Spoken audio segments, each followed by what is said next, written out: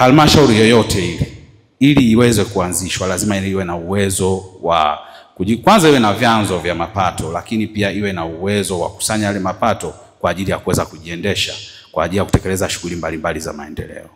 Kwa hiyo waheshimiwa madiwani, tunakwenda kwa wananchi, tunakwenda kuwatumikia wananchi wetu kwenye kata zetu, tukasimamie ukusanyaji wa mapato, tukadhibiti mianya ya upotevu wa mapato, lakini tukabuni vyanzo vingine vya mapato ambavyo havileti mzigo kwa mwananchi. Napenda tuende na hilo. Hakuna serikali ambayo inaendeshwa bila kuwa na mapato. Tupo hapa kwa sababu halmashauri yetu mpaka sasa hivi inajitahidi, inakusanya, lakini sisi twendeni tukatilie mkazo na pia kuwaelimisha wananchi umuhimu wa ukusanyaji wa mapato. Tuyasimamie mapato hayo yaweze kwenda kuwaletea maendeleo. Lakini lingine ni usimamizi wa miradi. Tuna miradi mbalimbali ya maendeleo ambayo inatekelezwa kwenye maeneo yetu. Kuna miradi ambayo iko ya mwaka wa 25 na 26, lakini kuna miradi ambayo ni miradi viporo. Twendeni tukasimamie utekelezaji na usimamizi wa miradi hiyo ili iweze kukidhi thamani ya fedha ambazo zinatolewa na serikali. Tunakwenda kuwasimamia wenzetu kwenye kata kupitia vikao vyetu vya kamati ya maendeleo ya kata.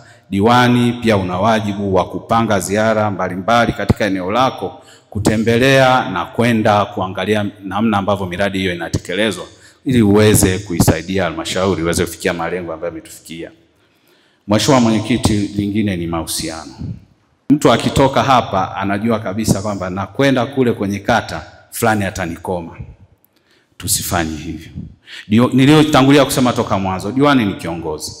Diwani ni mwakilishi wa wananchi. Ni mtu ambaye anatakiwa akae na wananchi waliopo katika eneo lake, aweze kushughulikia mambo mbalimbali yaliyoko hapo. Kwenye maeneo yetu, kwenye kata zetu tuna watumishi. Tuna watumishi kwenye ngazi ya kata na vijiji. Twendeni tukafanye kazi kwa kuwa na mahusiano yaliyo mazuri kwa ajili ya kuwaletea wananchi maendeleo. Kama kuna mtu ambaye haendani na namna ambavyo utumishi wa umma unatakiwa, achukuliwe hatua kwa mujibu wa sheria za utumishi wa umma na sio kumkataa. Ukimkataa atakwenda wapi? Anatakiwa aanze kuchukuliwa taratibu huko. Na una nafasi ya kuja kumwona mkurugenzi na kuripoti changamoto ambazo mtumishi huyo anazo.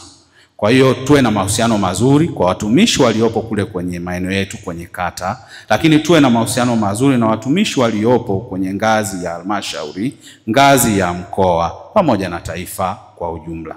Lakini tuna taasisi pia mbalimbali ambazo zinafanya kazi kwenye maeneo yetu, tukawape ushirikiano.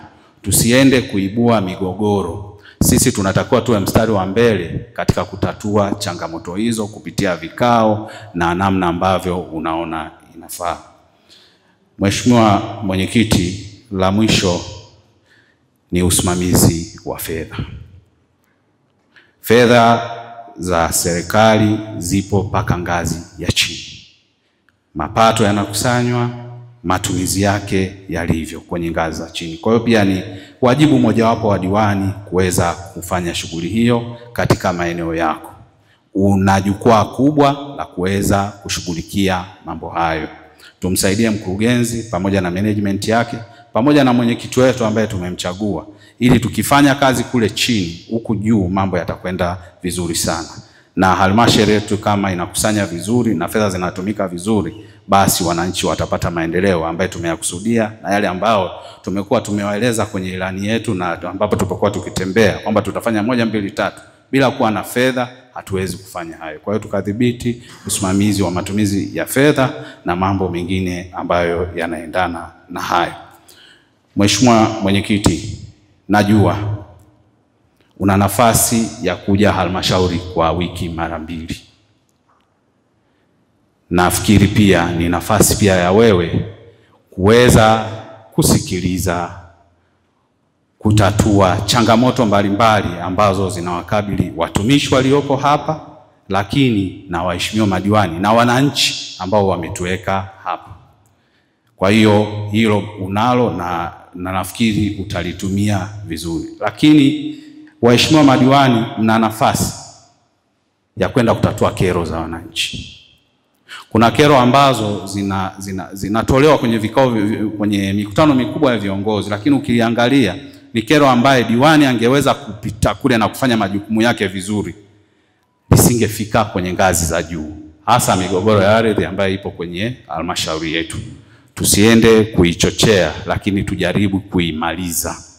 Tutazingatia misingi na utu ya Wanasimanjiro kwa kuwatumikia kwa moyo wa ukunjifu na kutumika katika wakati wowote. Lakini jambo la pili, tutahakikisha tunabadilisha taswira ya Simanjiro. Manake tukishirikiana yale tulionayo yakizingatia misingi ya utu na ya kisheria, nina imani kwamba Simanjiro itakaa sawa na itabadilika. Hii ni nafasi yetu wote. Nachoomba tupeane ushirikiano. Ushirikiano utoke kwangu mimi, ushirikiano kwenu pia. Lakini pia naomba tuweke ushirikiano na watumishi wetu wa halmashauri ya wilaya Simanjiro ili tuweze kufanya kazi kwa pamoja ya wilaya Simanjiro. Nawashukuru kwa heshima kubwa mlionionyesha. Kikubwa ni upendo, mshikamano. Tupendane, tushikamane, na ahidi mbele yenu sintakuwa na makundi ya aina yoyote. Nitafanya kazi kwa uaminifu kwa makundi yote, na kwa nafasi ya yoyote yule tuheshimiane.